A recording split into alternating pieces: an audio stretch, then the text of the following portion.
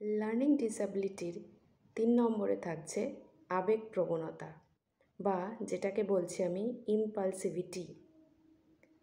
এই ইম্পালসিভিটি কিন্তু বাচ্চাদের ভীষণ কমন এবং এক্ষেত্রে ওদের যেটা দেখা যায় ইম্পালসিভ নেচার মানে ওরা কোনো জিনিসের মধ্যেই সঠিকভাবে মনোনিবেশ করতে পারছে না।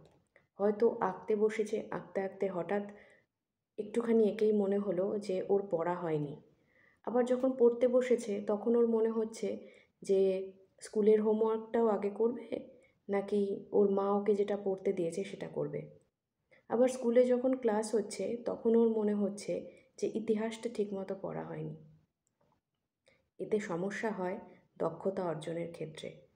হয়তো ওর মধ্যে অনেক কিছু করবার মতোই দক্ষতা আছে, কিন্তু মনোনিবেশ করার যেহেতু সমস্যা থাকছে তাই ও সঠিকভাবে কোনো একটি নির্দিষ্ট বিষয়ের ওপর মনোযোগ দিয়ে কাজ করতে পারছে না।